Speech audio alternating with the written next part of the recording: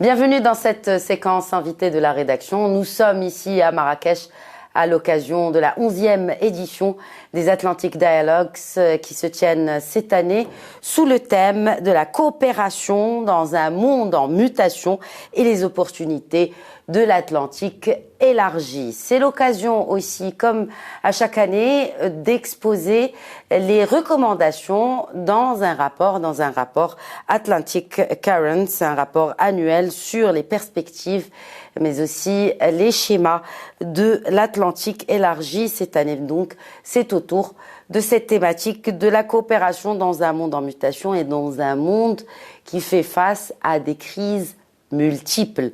Parmi les contributeurs de ce rapport, 9e édition de ces Atlantic Currents, il y a un jeune entrepreneur à la tête d'une start-up, tout particulièrement spécifiquement dans l'agritech. Il est présent au Maroc, mais aussi dans plusieurs pays africains, pour ne citer que le Sénégal, la Côte d'Ivoire en Afrique de l'Ouest, mais aussi l'Éthiopie et pas que. Hamza Al-Kha, bonjour. Bonjour Khadija, merci pour l'invitation. Merci à vous de répondre à nos questions. Alors, vous avez contribué à ce rapport annuel Atlantic Currents et ce 7e chapitre donc dont vous êtes l'auteur, intitulé L'agriculture et la technologie, la convergence inévitable. Tout d'abord, comment cela s'est fait? Parce que, en connaissant un tant soit peu ces rapports du Policy Center for the New South, on sait que ce sont généralement des académiciens qui apportent leur contribution à ce genre de rapport. Que fait un start-upper là-dedans? Alors, je pense que justement, l'article parle de convergence. Je pense que là aussi, c'est une convergence. Une convergence entre le Policy Center qui a voulu peut-être impliquer un peu de savoir pratique, parce que c'est très bien d'un côté, on va dire, de problématiser un certain nombre de sujets, mais il faut voir comment ça se passe sur le terrain. Qui plus est sur un sujet qui est celui de la sécurité alimentaire et des agriculteurs qui sont à la fois cheville ouvrière des économies africaines, peut-être levier de la future émergence qui se fait un peu attendre, mais aussi qui représente plus ou moins des facteurs de stabilité pour l'ensemble du continent. Convergence peut-être aussi de notre côté, en tant qu'entrepreneur, je dirais, parce qu'on ressent la nécessité de s'impliquer dans le débat. C'est une chose de pouvoir agir au quotidien avec les agents économiques, les agriculteurs, ainsi de suite. C'est une autre de pouvoir s'intégrer dans un débat qui est davantage politique ou peut-être géopolitique, qui nous permet aussi de faire valoir nos intérêts, qui sont ceux de considérer la technologie comme une réponse aux enjeux qui nous touchent aujourd'hui, qu'ils soient économiques, sociaux ou même culturels. Est-ce que vous ressentez justement que cette voix est aujourd'hui audible au sein de cette communauté qui est représentée dans ces Atlantic Dialogues? Il y a bien sûr des politiques, il y a de la diplomatie qui est présente, mais aussi d'autres pans de la prise de décision, j'ai envie de dire. Est-ce que cette voix que vous représentez aujourd'hui est audible? Alors, elle l'est, mais probablement insuffisamment. Insuffisamment surtout parce qu'on manque aujourd'hui d'entrepreneurs qui œuvrent dans les secteurs de la technologie, dans les pays où on opère, que ce soit en Afrique du Nord ou en Afrique de l'Ouest. Ils sont plutôt souvent englués un peu dans leurs opérations. Pourtant, c'est à l'échelle réglementaire et à l'échelle peut-être macroéconomique que se joue beaucoup de leur levier de compétitivité, et peut-être aussi insuffisamment audible parce qu'on est confronte parfois la théorie à la pratique, et que parfois on préfère avoir des débats contemplatifs, et se confronter à la réalité, c'est aussi ne pas se confronter suffisamment à la réalité, c'est aussi un confort intellectuel. Et je pense que c'est courageux de la part du Policy Center for the New South d'accueillir un entrepreneur sans langue de bois, avec peut-être aussi un style différent, qui vient pour dire ce qui est, parce qu'on a une jeunesse derrière qui dépend de l'entrepreneuriat pour émerger vers le monde, et sans l'écouter suffisamment, c'est le mur. Alors, sans l'écouter suffisamment, ça serait la révolution aussi. Ça m'a interpellé que vous citiez Jean-Jacques Rousseau avec une citation, et en gros, toutes les révolutions commencent dans des fermes. Révolution, ça peut être positif comme négatif d'ailleurs. Bien sûr. Alors, comment cela? Est-ce qu'on est en train de vivre une révolution à proprement dite? D'abord, on va commencer par le cas Maroc, vous connaissez, puis on étendra notre discussion au reste des pays de l'Afrique, où Médien TV est également présente. Comment voyez-vous cette révolution du monde agricole marocain? Est-elle sur le bon trend? Bien sûr. Alors, je pense effectivement que les révolutions, elles s'inscrivent souvent dans les champs, parce que c'est peut-être là où se font les décalages institutionnels, la propriété, les classes sociales, les stratifications, l'émergence, l'industrialisation. Donc on a un certain nombre de choses qui commencent sur le terrain. Et c'est vrai que parfois, les acteurs économiques semblent s'émanciper de ce terrain-là pour réfléchir de manière indépendante. Pourtant, ils les rattrapent bien souvent. Et on le voit aussi aujourd'hui avec les enjeux environnementaux. Je pense qu'aujourd'hui, effectivement, on a eu 2 révolutions qui sont en cours. Une première qui est probablement le fait que l'agriculture puisse être l'un des facteurs de l'émergence du Maroc, avec notamment le plan Maroc vert, avec notamment des agriculteurs compétitifs, la hausse de la valeur ajoutée, l'agrégation de petits agriculteurs, les coopératives par exemple, comme la COPA, qui vont venir créer de la valeur à une échelle, on va dire, rurale. Et deuxièmement, une révolution culturelle des mœurs, de l'éducation, avec une nouvelle agriculture qui se veut en maîtrise de l'environnement, c'est-à-dire qui se veut indépendante relativement de la pluviométrie, même si on ne l'est jamais totalement, qui se veut technique, avec un travail mécanisé, qui se veut intégré aux chaînes de valeur, intégré au marché. Et en cela, je pense que le Maroc en particulier vit cette révolution qui devrait permettre en quelque sorte son émergence, et on le voit à travers 3 phénomènes principalement. Le premier, c'est quand le HCP nous parle, le Haut Commissariat au Plan, du potentiel exode rural, avoir 2-3 millions de personnes demain supplémentaires à Casablanca. On imagine les conséquences que ça peut avoir si on ne peut pas forcément donner l'opportunité dans le rural. Le deuxième, il est d'ordre environnemental, on n'a plus d'eau, on voit que les débits dans nos robinets s'amenuisent jour après jour. L'agriculture consomme 87% de ses ressources, et attention... Dépendamment des régions, hein. Exactement. Et attention, j'entends souvent un discours sur l'offre, il faut rajouter la quantité. Et moi, quand je suis sur le terrain et que je vois qu'un agriculteur consomme 15 000 m3 hectares quand il peut en consommer 6 000, ça m'affole beaucoup plus qu'augmenter la quantité dans le cadre d'une quantité qui est structurellement déclinante. On peut faire ce qu'on veut dans ce monde, on n'aura pas plus d'eau. Et le troisième point, je pense que c'est un point plutôt culturel, c'est qu'on a une jeunesse qui veut s'inscrire dans l'agriculture, mais autrement. On le voit quand on va au salon de l'agriculture, il y a un moment qu'on n'en a pas eu, et Inch'Allah, on l'aura très bientôt. Mais quand la jeunesse, elle vient à notre stand, elle vient parce qu'elle pense qu'une autre agriculture est possible. C'est-à-dire une agriculture plus rentable, une agriculture plus respectueuse de l'environnement, une agriculture connectée, une agriculture sociale. Et donc c'est en cela qu'il y a une révolution de génération, d'environnement, mais aussi économique. Est-ce que cette jeunesse s'inscrit dans cette vision agricole que vous venez de décrire, Hamza El Kha, parce que on le voit, c'est-à-dire l'essentiel de l'exode rural aujourd'hui est jeune, à moins de 25 ans. Donc il est très difficile d'imaginer que cette jeunesse s'inscrive réellement dans cette ambition qui est aussi gouvernementale. On veut créer et qui va même au-delà du gouvernement, qui va au plus haut niveau de l'État. Sa Majesté le Roi Mohammed VI a appelé à renforcer cette classe moyenne rurale. Mais on a du mal à rattraper déjà c'est-à-dire la perte de jeunesse qui a tout simplement muté vers les villes, et aussi à les garder dans les campagnes, afin de comment selon vous on peut rattraper ce retard, et aussi envisager peut-être même l'exode de l'autre côté, urbain vers le rural. Je pense qu'il y a 2 plans de réponse. Le premier, c'est que le plan Generation Green, qui a été justement adopté sous la vision de Sa Majesté, que Dieu l'assiste, est un plan qui a pour vocation de faire une agriculture qui permette aux jeunes de s'insérer, voire d'être entrepreneurs, c'est-à-dire de mettre de leur destin dans cette agriculture. Et c'est en cela qu'il s'appuie sur la transformation, c'est en cela qu'il s'appuie sur la digitalisation, c'est en cela qu'il s'appuie sur un entrepreneuriat rural. Ceci étant dit, ce plan-là n'est aujourd'hui pas suffisamment acté sur le terrain. C'est-à-dire que le plan Maroc vert était ressenti sur le terrain, au contact de chaque plan. Les arbres étaient subventionnés, le goutte à goutte, on sentait. C'est-à-dire que c'était du concret, c'est-à-dire on donnait des subventions aux agriculteurs et ça se voyait. Exactement. Ce n'est pas le cas pour Génération Green. Alors pour Génération Green, on a du mal à joindre l'acte à la parole, dans le sens où sur le terrain, on ne voit pas suffisamment émerger ces entrepreneurs ruraux, on ne voit pas suffisamment émerger ces unités de transformation. Le plan tarde à voir le jour, et c'est vrai que sur ce plan-là, on ressent une frustration au niveau de la jeunesse. Il faut diversifier les acteurs qui portent le changement. C'est par cela, j'entends, aujourd'hui, si on veut faire de l'entrepreneuriat rural, je suis désolé, mais cet entrepreneuriat réel doit être porté par des entrepreneurs. C'est-à-dire que ce ne sont pas certaines institutions ou certains organismes qui ne savent pas grand-chose à l'entrepreneuriat, c'est-à-dire à ces difficultés administratives, à la difficulté d'émerger, d'employer, de créer de la valeur, d'être en compétition à une certaine échelle, qui vont venir décréter l'entrepreneuriat rural, du fait d'une formation qui dure 6 semaines ou du fait d'un hackathon.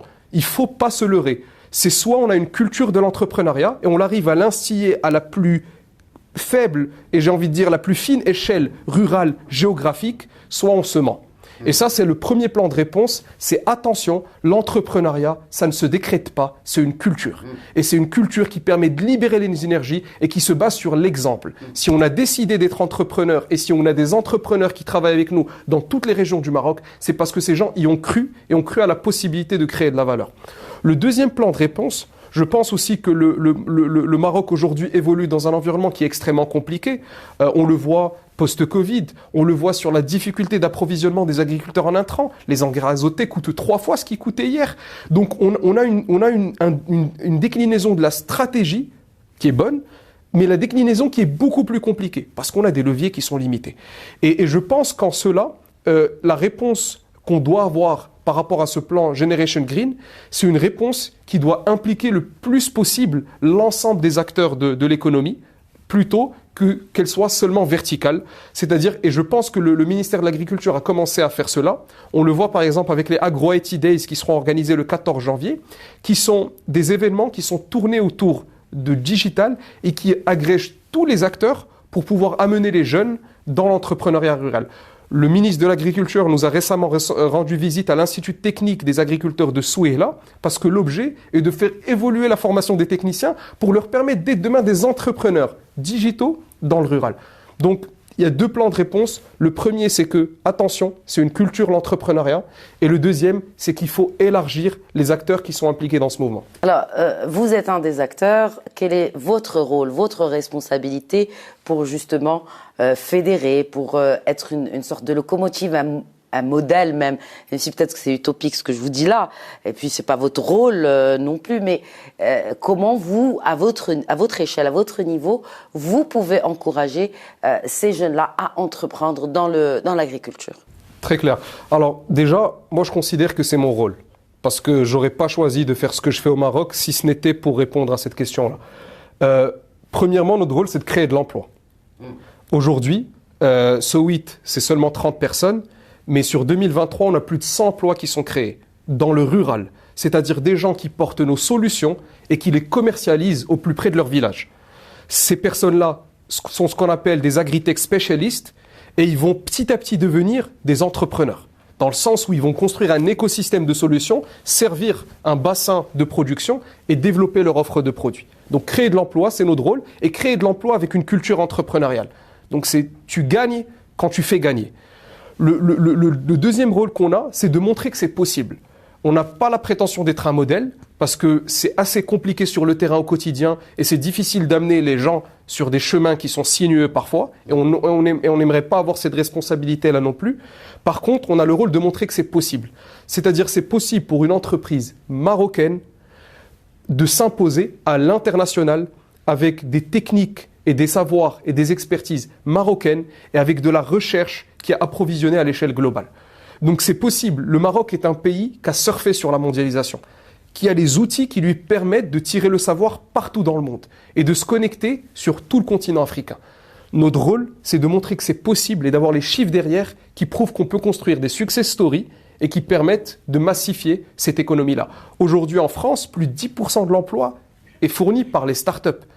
C'est l'ambition d'un pays comme le Maroc, qui est un pays de savoir, de réussir à accomplir le même objectif, ce d'autant plus qu'on a des institutions comme la CDG, comme Tamwilcom, qui supportent massivement les jeunes entreprises innovantes. Alors, jeunes entreprises innovantes et agriculture, pour un pays dont l'économie repose clairement sur l'agriculture, d'autant plus que nous sommes exposés à je ne dirais même plus stress hydrique, qu'aujourd'hui on parle d'urgence hydrique, normalement on devrait avoir des startups telles que la vôtre, spécialisées dans l'agritech, qui pullulent un peu partout. Or que c'est pas le cas aujourd'hui. Qu'est-ce qu'il y a? Pourquoi? Qu'est-ce qui bloque? Quels sont les freins à l'émergence de ces pays, de ce genre d'entreprise? Je parlerai même pas de start-up, pour qu'elles puissent vraiment non seulement exister, créer de l'emploi, mais aussi aider cette colonne vertébrale de notre économie. Alors, je pense que le dernier discours de Sa Majesté, que Dieu l'assiste, est assez clair. Eau, investissement. En somme, agritech. C'est ça. En somme, les deux. Je pense que ce qui fait qu'aujourd'hui, en Israël, on a plus de 1000 startups qui opèrent dans l'agritech, plus de 150 en France, et qu'on en est moins de 10 au Maroc. Ouais.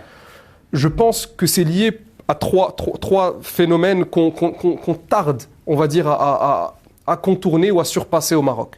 Le premier, c'est le financement. On ne va pas se mentir, et c'est dans le discours royal. Les efforts qu'ont fait la CCG et la CDG sont énormes. Notamment la CCG Tiem Wilcom, avec le programme Innovinvest avec la Banque mondiale, qui a permis d'irriguer toute l'économie. Par contre, quand vous irriguez l'économie à un premier niveau de financement, jusqu'à permettre à une entreprise de faire 15, 20, 30 millions de dirhams de chiffre d'affaires, et qu'elle a besoin de ce qu'il faut pour aller chercher le 100, le 150 millions, il n'y a plus personne. Donc, et on espère que le fonds Mohamed VI, dont une des verticales est l'innovation, pourra répondre à ce problème. Aujourd'hui, c'est quelque chose qui est encore en cours. Le deuxième niveau, c'est la culture. C'est une culture, l'entrepreneuriat. C'est-à-dire qu'il faut apprendre aux jeunes que rien n'est acquis. C'est pas parce que vous êtes ingénieur aujourd'hui et que vous sortez de l'école d'ingénieur que vous avez le droit d'avoir un job, ou que vous avez le droit d'avoir un salaire, ou que vous avez le droit d'accéder à un doctorat. Ça se gagne. Et cette culture, c'est une culture qui n'est aujourd'hui pas suffisamment inculquée dans les grandes écoles, dans les universités, dans les instituts techniques, bien que le Marocain soit par définition entrepreneur. Il suffit de le voir, souvent 3-4 activités en même temps, c'est l'essence de l'entrepreneuriat que de se chercher et de chercher à créer de la valeur. Mais je pense que c'est insuffisamment institutionnalisé, et je pense aussi qu'il faut que le privé prenne son rôle à ce niveau-là. Parce que dans un certain sens, il faut pousser une culture de l'entrepreneuriat, mais il faut que le public puisse aussi favoriser cette culture de l'entrepreneuriat. Moi personnellement, je trouve que c'est pas normal aujourd'hui que quand on cherche justement à recruter quelqu'un, on ait parfois des salaires qui sont dans le public, qui sont sans commune mesure avec la réalité de l'économie marocaine. Quelqu'un qui va faire son doctorat et qui peut obtenir pendant son doctorat un salaire de 10-12 000 dirhams, pour faire un doctorat, c'est très bien, on a besoin de recherche. Mais ce n'est pas en phase avec ce que l'économie marocaine crée comme valeur, avec ce qu'on peut créer sur le temps long comme émergence. Et je pense qu'au-delà de la culture, il y a un troisième niveau, et qui est très important, c'est la mobilisation de la diaspora marocaine. Et je pense que la diaspora marocaine, elle a un rôle très important à jouer, parce elle peut être vecteur de savoir, elle peut être vecteur à la fois d'une évolution culturelle, mais aussi d'aller-retour avec d'autres espaces géographiques. Et cette diaspora-là, elle est beaucoup mobilisée sur beaucoup de verticales, mais sur la verticale de l'entrepreneuriat, vous pouvez aller à Singapour, vous pouvez aller à Dubaï, vous pouvez aller à Sao Paulo, vous aurez des Marocains entrepreneurs. Et ces Marocains, il faut leur créer un cadre dans lequel cet entrepreneuriat-là puisse bénéficier au Maroc, pas parce qu'ils sont simplement patriotes, mais parce que dans leur chaîne de valeur, le Maroc apporte de la compétitivité. Alors, juste avant qu'on passe pour discuter aussi des autres pays africains où vous vous trouvez, il y a ces projets de dessalement d'eau de mer. Alors, est-ce que dessalement d'eau de mer et agriculture font bon ménage ? Il y a l'exemple d'Israël, vous avez parlé de l'exemple israélien. Est-ce que cette eau-là est bonne pour l'agriculture? Alors, pour un agriculteur qui produit une culture à très haute valeur ajoutée, tout simplement, dans son compte de résultats, dans ses coûts, il peut accepter que l'eau lui coûte 5 fois plus cher. Pour la grande majorité des agriculteurs, à moins de niveau de subvention énorme qui viendrait gréver le budget, je ne vois pas comment ça peut être une solution à grande échelle. 1 mètre cube d'eau dessalée, c'est entre 12 et 15 kWh. Le coût actuellement du kilowattheure, il est entre 0,9 et 1,2 dirhams. 15 dirhams le mètre cube. Une ferme, ça consomme 10 000 mètres cubes en moyenne par hectare. Donc, je vous laisse faire le compte. C'est déjà 80% du coût opérationnel. Ceci étant dit, c'est une solution qui va permettre de préserver certaines filières. Donc, par exemple, la filière maraîchage sous Smessa, c'est une filière qui peut absorber en partie. Elle est tournée vers l'export, elle crée de la valeur, elle apporte de la devise, elle est technique, elle va pouvoir valoriser. Par contre, le grand nombre aura du mal à s'approprier, d'autant plus que ce sont des projets industriels à long terme, énormes, énergivores, et qui ne viennent répondre qu'à une demande localisée. Par exemple, quand on prend l'une des centrales sous Smessa, c'est entre 10 et 20 000 hectares qui pourront être servis. 10 et 20 000 hectares, le Maroc cultive 8 millions. Peut-être qu'il faudrait avoir d'autres pistes. Moi, je pense je pense que le ministère de l'Équipement et de l'Eau fait beaucoup de choses à ce niveau-là, parce qu'il y a beaucoup de stratégies et j'ai pu m'en rendre compte sur le temps. Mais je pense qu'il faut beaucoup travailler sur la demande. On ne peut pas travailler avec des agriculteurs qui travaillent comme si on était dans le gravitaire avec du goutte à goutte, c'est-à-dire qui raisonnent comme s'ils avaient l'eau à foison, premièrement. Donc la valeur de l'eau, il faut l'inculquer. Finalement, le goutte à goutte joue le rôle contraire de ce qu'il est réellement. Exactement. Enfin, de ce qu'il doit être. On a installé le goutte à goutte avec la promesse de la goutte. Moi, je vous emmène voir des fermes où elles sont inondées avec du goutte à goutte. Oui, absolument. C'est cela. Bon, alors, passons à présent un peu plus au sud avec vous, Hamza.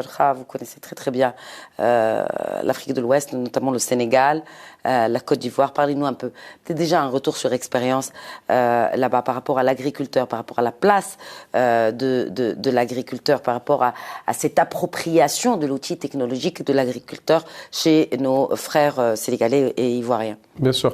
Donc, je pense que ce qui est très intéressant en Afrique de l'Ouest, c'est qu'on a certaines technologies qu'on réussit à pénétrer à grande échelle les marchés. Et donc, je pense à décomplexer un petit peu les agents économiques, et notamment le mobile money, et donc notamment ce que fait aujourd'hui Wave, qui est une nouvelle start-up qui vient déloger Orange en quelque sorte. C'est extrêmement intéressant parce qu'on voit des agriculteurs aujourd'hui qui, parce qu'ils profitent de frais de transaction quasi nuls, se mettent beaucoup plus régulièrement sur leur téléphone et vont découvrir tout un écosystème qui existe derrière le téléphone. Donc je pense que la vertu de l'ouverture du marché à la compétition, à la technologie, c'est la digitalisation de masse. Je pense que c'est un mouvement qu'il faut maîtriser. Parce que, étant moi-même marocain, et je pense que le Maroc est un pays souverain pour de bonnes raisons, il faut faire attention à ce qu'on n'ait pas, en quelque sorte, un cheval de Troie, qui soit une pseudo-banque qui, à terme, prenne suffisamment de parts de marché et qui, à terme, puisse peser sur un système dont la vertu est d'abord la stabilité. Mais nos frères ouest-africains ont trouvé un équilibre dans lequel ils apportent de la valeur aux populations tout en mitigeant les risques vis-à-vis de ces institutions-là parce qu'ils conservent des systèmes bancaires qui sont relativement pesants. La capacité aujourd'hui de l'agriculteur ouest-africain à transitionner et à adopter la technologie, il ne faut pas se mentir. C'est d'abord la capacité des agriculteurs qui font déjà de la valeur. Donc arboriculteurs, producteurs de manguiers par exemple, riziculteurs sur région Nord Sénégal, cacao pour le cas des agrégateurs et des exportateurs. Donc le petit agriculteur, lui, il reste quand même un petit peu en difficulté. Par contre, on a un mouvement de fond qui fait qu'il est de plus en plus intégré à travers d'autres acteurs de la chaîne de valeur. C'est-à-dire que celui, comme l'arboriculteur qui gagne déjà bien sa vie, peut intégrer la techno parce qu'il a de la place pour le faire et parce qu'il a déjà intégré d'autres technos et qui fait confiance à la technologie. Celui qui n'est pas capable de le faire est aujourd'hui touché via d'autres chaînons de la chaîne, notamment le chaînon financier. Et aujourd'hui, par exemple, en Côte d'Ivoire, la Société financière internationale utilise les données SOIT pour donner du crédit aux riziculteurs. C'est-à-dire que je te donne du crédit à partir du moment où je sais que tu ne m'as pas menti, que tu as réellement cultivé l'année dernière, que tu as réellement produit 5 tonnes, et à ce moment-là, je te donne du crédit dans de bonnes conditions. Et quand l'agriculteur se rend compte qu'il a bénéficié d'un bon crédit et d'un bon service grâce à la technologie, eh bien forcément, il s'intéresse à la technologie. Par contre, il faut avouer que nos capacités aujourd'hui à mettre à l'échelle vis-à-vis de ces petits agriculteurs avec des problèmes de connectivité, des problèmes d'alphabétisme, des problèmes d'accès au marché, des problèmes de coûts, des problèmes de solvabilité, aujourd'hui, on a pas mal de difficultés à le faire et on a signé des partenariats avec le Crédit Agricole, avec la BCP, avec la Société financière internationale, avec la Banque agricole du Niger par exemple, pour pouvoir reporter la relation avec le petit agriculteur sur des institutions qui savent orchestrer ces relations depuis des décennies. Un dernier mot peut-être sur l'Afrique de l'Est et sur la Corne de l'Afrique où vous êtes présent et où le Maroc joue aujourd'hui un rôle clé. Vous avez parlé on a commencé par la sécurité alimentaire, finissons justement par c'est la discussion du siècle, c'est la discussion des années à venir de la sécurité alimentaire dans ce pays. Comment cela est-il perçu par les agriculteurs sur place? Je pense qu'aujourd'hui, on a des agriculteurs qui structurellement n'arrivent pas à casser le plafond de rendement. Structurellement parce qu'il n'y a pas de semences de qualité. Il n'y a pas de mécanisation, il n'y a pas d'information ni de formation. Et il y a un marché qui est extrêmement compliqué, c'est-à-dire très peu de capacité de stockage et d'accès. Et donc on a finalement très peu d'incitation à produire.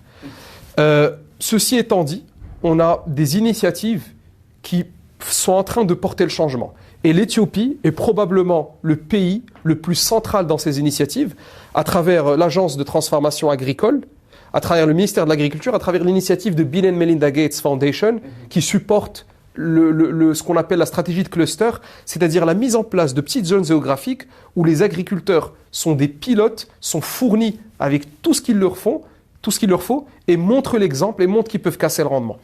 Et c'est en train de diffuser à une échelle régionale, mais il ne faut pas se mentir. C'est-à-dire que si on n'est pas capable de mobiliser des moyens qui sont importants pour créer une incitation très forte dans le rural, personne ne va semer. Merci beaucoup, Hamza El-Kha, fondateur donc et président de Sowit. Exactement, merci à vous pour l'invitation. C'était un plaisir de vous accueillir, d'échanger avec vous, c'était fort intéressant. Voilà, donc c'était l'entretien de la rédaction que nous avons mené depuis Marrakech en marge de la 11e édition des Atlantic Dialogues par le Policy Center for the New South. Excellente suite des programmes sur de trentaine.